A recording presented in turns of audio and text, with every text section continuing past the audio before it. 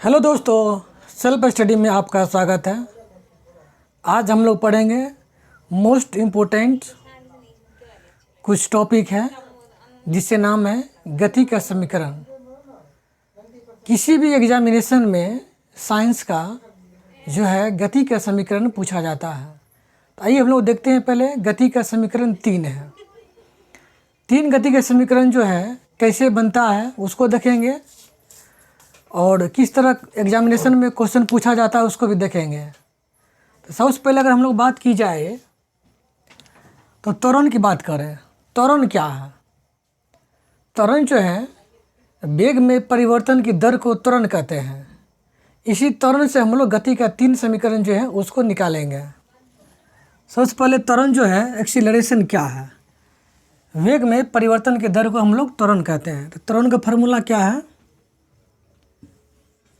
A is equal to भी minus you बटा T. ये भी क्या है? भी है अंतिम वेग, यू प्रारंभिक वेग और टी समय है और ए है त्वरण। अगर इसे टी को उधर अगर ले जाएं तो टी इधर भाग में है, अगर त्वरण के साथ जाकर तो क्या होगा? गुणे में होगा। तो ए गुणे टी इजकल टू भी माइनस यू। अगर यू को हम इधर लाएंगे तो ए टी प्लस यू बराबर भी। तो इसको हम ऐसे भी लिख सकते हैं भी बराबर यू प्लस ए टी। ये जो है गति का प्रथम समीकरण हमें निकला। क्या है? V is equal to u plus a t. इसे हम लोग कहेंगे गति का पहला नियम। गति का पहला नियम कहेंगे। पहला नियम कहेंगे। ठीक है, ये गति का पहला नियम है। और एक इसमें यह है जो गति का जो पहला नियम है इससे हम लोग को क्या पता चलता है, इसमें आप लोग याद करेंगे। सबसे पहले इसमें देखेंगे त्वरण जो है ये ए त्वरण और प्रारंभिक वेग, ये जो है इसको हम लोग मान के चलेंगे जीरो। ठीक है, इसको जीरो ही मानेंगे। तो इसको मान लेते जीरो मान लिए तो ए जो है ए हम जीरो माने तो ये कुछ नहीं होगा, यू जीरो माने तो इसका मतलब क्या होगा? ये होगा वेग, ये हो जाएगा वेग और समय। अगर कहा जाए गति का जो पहला नियम है इससे हमें किस चीज़ का पता चलता है, तो इससे पता चलता है वेग और समय का पता चलता है। ये मोस्ट इम्पोर्टेंट क्वेश्चन है, इसको आप लोग देख लेंगे।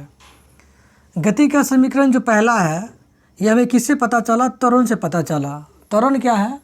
वेग में परिवर्तन की दर को हम लोग त्वरण कहेंगे। त्वरण क्या है? ये अंतिम वेग माइनस प्रारंभिक वेग बटा समय। तो समय को अगर भाग में है इधर ले आएंगे तो गुना हो जाएगा बराबर भी माइनस यू, यहाँ पे माइनस है, यू को इधर लाएंगे प्लस हो जाएगा is equal to v a t plus u is equal to v. तो भी को हम इधर भी ला सकते हैं या इधर भी रख सकते हैं, बात सेम ही है। यहाँ पे यू प्लस है इसलिए यू प्लस दिए, ए टी प्लस है इसलिए ए टी को हम लोग प्लस किए। इसे हम लोग को निकला क्या? गति का प्रथम नियम निकला। चलिए हम लोग देखते हैं गति का दूसरा नियम। गति का दूसरा नियम क्या है?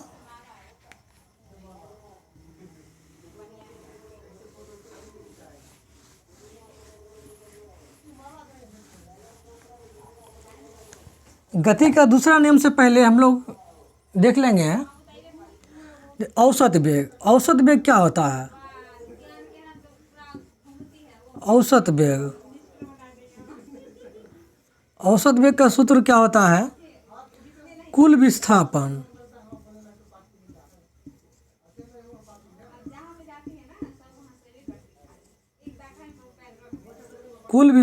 बटे कुल समय।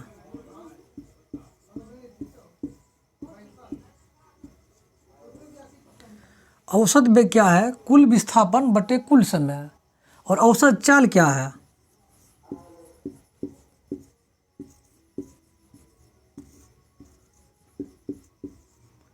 औसत चाल है कुल दूरी बटे कुल समय।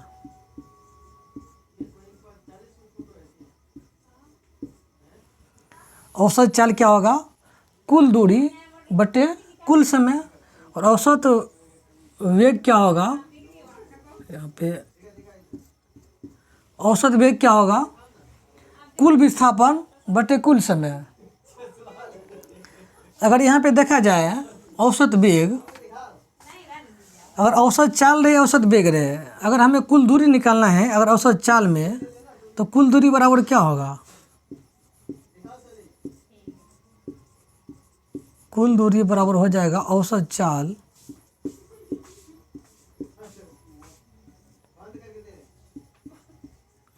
चाल गुने कुल समय। कुल समय ये पहला, ये दूसरा। इससे हमें ये पता चला। इसी तरह अगर कुल विस्थापन हम लोग निकालेंगे तो औसत वेग गुने कुल समय निकलेगा। अब इससे हम लोग क्या करेंगे? दूसरा नियम निकालेंगे। ये देखते हैं दूसरा नियम क्या है। ये आप लोग देख लेंगे, ये दोनों को नोट कर लेंगे। जैसे कुल दूरी हम लोग निकाले हैं, उस तरह कुल निकालेंगे विस्थापन, तो औसत वेग गुने कुल समय होगा।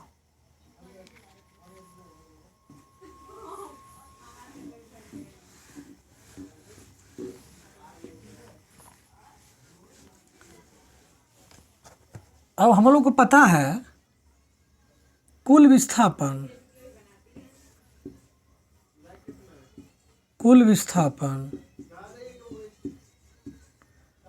विस्थापन का सिंबल एस होता है, बराबर क्या होगा? औसत वेग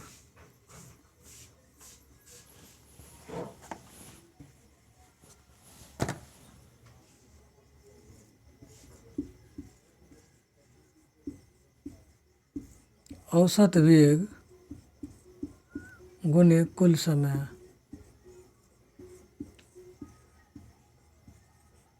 औसत वेग गुने कुल समय होता है।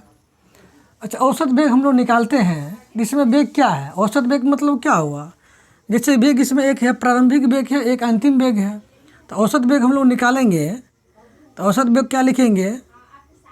v प्लस u बटा 2। इसको ऐसे भी लिख सकते हैं, ठीक है? इसको ऐसे लिख दिए और गुने ये समय है तो t लिख दिए। प्रथम नियम हम लोग जो बनाए हैं, क्या हम लोग देखे हैं उसमें v इक्वल टू क्या है? v बराबर है u प्लस at। ये हम लोग को पता है, v बराबर u प्लस at हम लोग को पता है प्रथम नियम से। जहाँ पे v है ना, वहाँ पे इसको क्या करेंगे? बैठा देंगे इसका मान को। v इक्वल टू क्या है? u प्लस at, ये v का मान हो गया इतना, प्लस u बट्टे 2, ये इसका मान हो गया, गुने t, ये हो गया, ठीक है? ये जो है v जो यहाँ पे है, v का मान हम लोगों ने क्या रखा है? ये रखा है। तो ये और कुल विस्थापन इक्वल टू क्या हुआ? इसका जो मान है ये v इक्वल टू यहाँ पे इसका मान यहाँ बैठा दिए, ठीक है? इसको हम लोग अब हटा देंगे। ये मान हम लोगों ने ये यहाँ पे रखा है,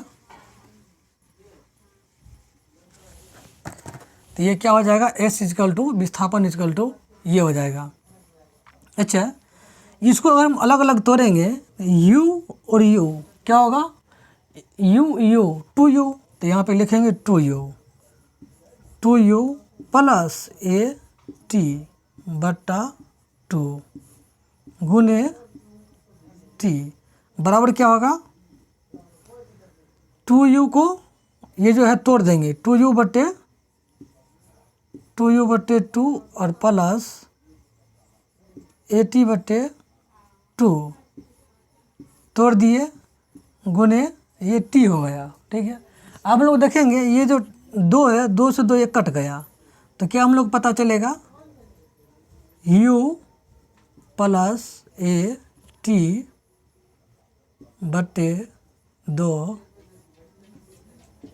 गुने टी बराबर क्या होगा, इसको ले जाएंगे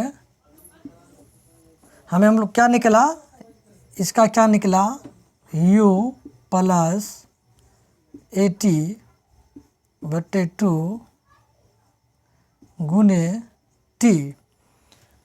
ठीक है, अब क्या करेंगे, ये दोनों से हम लोग t से गुना करेंगे तो क्या होगा u t प्लस एक a रह जाएगा और t का होल स्क्वायर हो जाएगा, एक a हो जाएगा, t का होल स्क्वायर हो जाएगा, तो क्या होगा यहाँ पे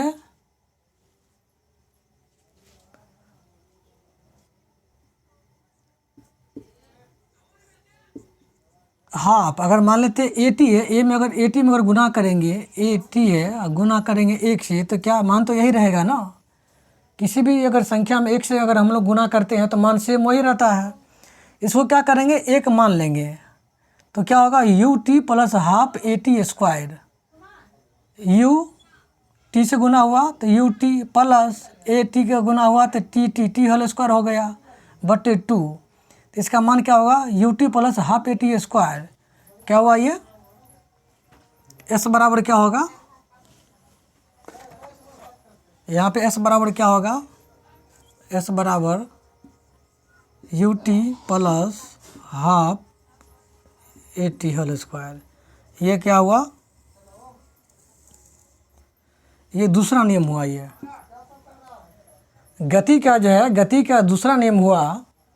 कैसे हुआ, कुल विस्थापन बराबर हम लोग को पता है औसत वेग गुने कुल विस्थापन। औसत वेग क्या है, हम लोग को यहाँ पे वेग 2 पता है, एक प्रारंभिक वेग है और एक अंतिम वेग है। कितना है, 2 वेग है, तो इसलिए नीचे में 2 हुआ, v प्लस यू बटे 2 गुने कुल समय t होगा। अगर v के स्थान पर पहला नियम जब हम लोग पढ़े हैं u प्लस ए टी, तो v के स्थान पर क्या रखे, u प्लस ए टी रखे। ठीक है, अब u जो था ये वाला u था, ये u दोनों जुड़ा तो 2u हुआ, यहाँ पे 2u हुआ प्लस ए टी हुआ। अब इसको हम लोग तोड़ देंगे तो 2u प्लस 2u बटे 2 प्लस ए टी बटे 2, ये 2 कट गया। ठीक है, ये बच गया 2 और यहाँ पे 2 कट गया, तो u प्लस ए टी बटे 2 गुने टी, अगर इसको यहाँ ले गए u प्लस ए टी बटे 2 गुने टी।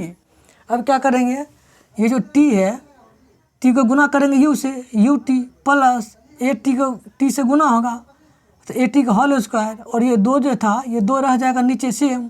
और यहाँ पे कुछ नहीं है, इसको हम लोग क्या किए, एक मान लिए। एक को हम लोग मान सकते हैं, एक मानने से हमें कोई चेंजेस नहीं होगा। तो ये बराबर क्या हुआ, एस बराबर u t plus half a T square हो गया। ये हम लोग क्या हुआ, इस गति का दूसरा नियम हम लोग को पता चला। ठीक है, गति का क्या हुआ, दूसरा नियम पता चला। दूसरा नियम में हम लोग को क्या पता चला, इससे हम लोग क्या पता चला, गति का दूसरा नियम।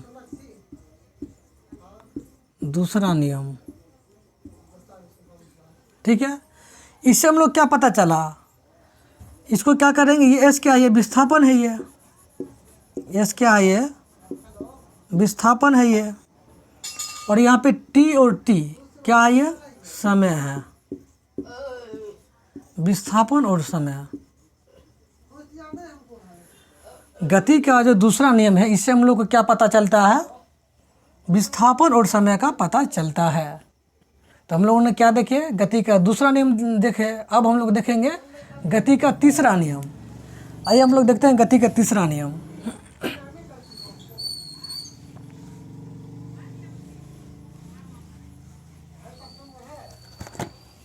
कुल विस्थापन बराबर हम लोग पता है औसत वेग गुने कुल समय पता है।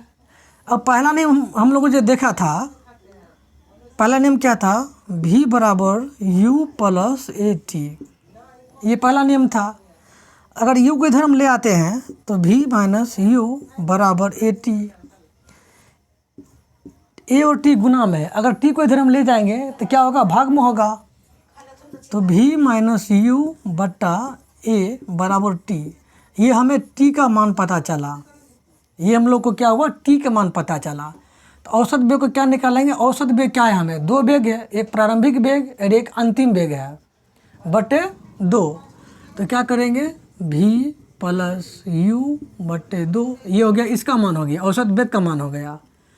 और गुने कुल समय t मतलब क्या है, t बराबर हो गया v माइनस यू बटे ए। तो इसका मान बैठा देंगे, v माइनस यू बट्टा ये ए है, ए बैठा देंगे। क्या करेंगे, ये दोनों को गुना कर देंगे। गुना क्या हुआ, v plus u into v minus u, ये क्या हुआ, a plus b into a minus b का हम लोग को सूत्र पता है, a square minus b square. इस सूत्र से हम लोग क्या लिखेंगे, a square minus b square लिखेंगे। तो क्या होगा, v square minus u square, और इसको गुना करेंगे 2 और ए, तो बटे 2a। और यहाँ पे क्या है, कुल विस्थापन s है, इक्वल टू s बराबर ये हुआ, s बराबर v square minus u square बटा 2a। और 2a का इधर हम लाएंगे, क्या होगा, 2as हो जाएगा बराबर v square minus u square. U square यहाँ पे प्लस में है, उसको माइनस में है, इधर लाएंगे प्लस में हो जाएगा 2as प्लस यू स्क्वायर बराबर वी स्क्वायर। इससे क्या पता चला, तीसरा नियम। तीसरा नियम क्या है, यही है, गति का तीसरा नियम यही है। इसे लिखेंगे हम लोग वी स्क्वायर बराबर ये यू स्क्वायर प्लस 2as। ये क्या हुआ, तीसरा नियम हुआ, गति का तीसरा नियम यही है, ये गति का तीसरा नियम है। ये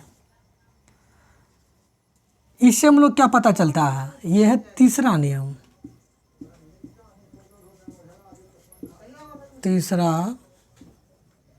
ये तीसरा नियम है।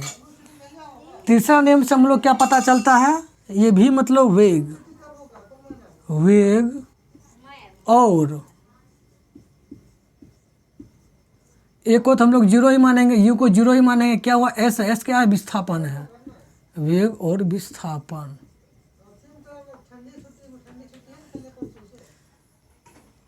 तो हम लोगों ने क्या देखा, गति का 3 नियम। गति का 3 नियम हम लोगों ने सिद्ध किया। कैसे सिद्ध किया, वो हम लोगों अच्छा तरीका से देख लिया।